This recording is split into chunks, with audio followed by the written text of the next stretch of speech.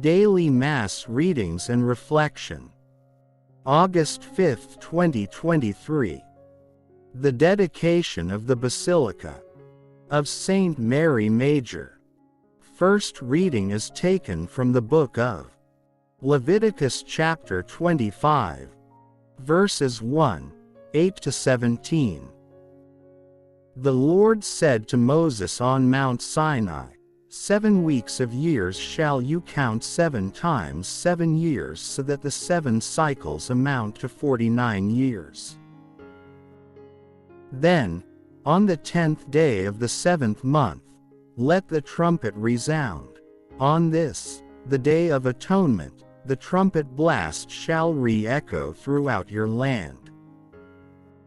This 50th year you shall make sacred. By proclaiming liberty in the land for all its inhabitants.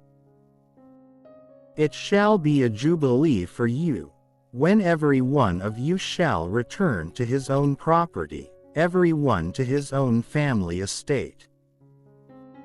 In this 50th year, your year of jubilee, you shall not sow, nor shall you reap the aftergrowth or pick the grapes from the untrimmed vines.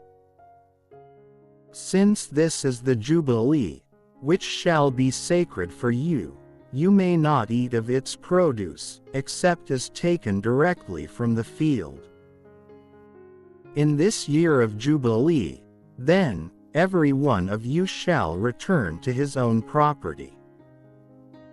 Therefore, when you sell any land to your neighbor or buy any from him, do not deal unfairly.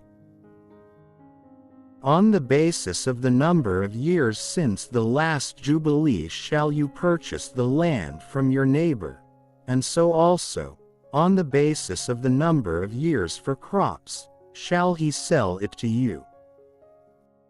When the years are many, the price shall be so much the more. When the years are few, the price shall be so much the less. For it is really the number of crops that he sells you. Do not deal unfairly, then, but stand in fear of your God. I, the Lord, am your God. Responsorial Psalm.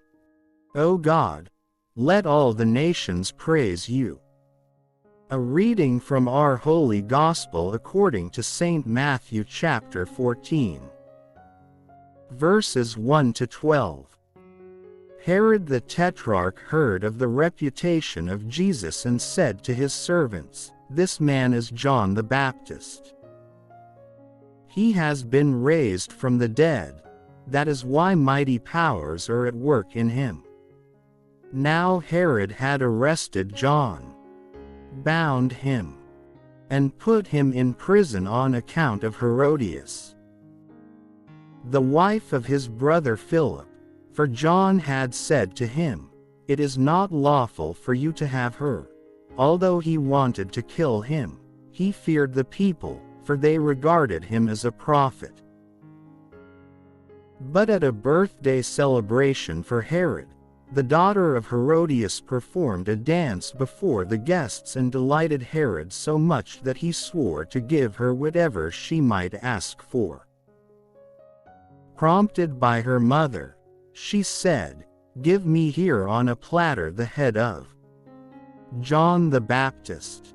The king was distressed, but because of his oaths and the guests who were present, he ordered that it be given, and he had John beheaded in the prison. His head was brought in on a platter and given to the girl, who took it to her mother. His disciples came and took away the corpse and buried him, and they went and told Jesus. Today's reflection for our Holy Gospel. Herod the Tetrarch.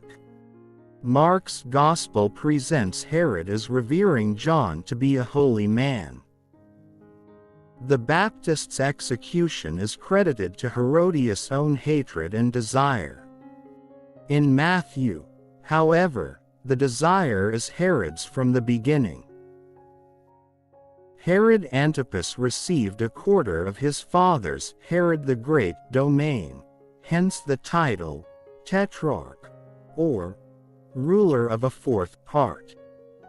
Herodias was not the wife of Philip the Tetrarch but of another half-brother, Herod Bocchus, the son of Herod the Great, and Mariamne too, the daughter of Simon Boethus, the high priest.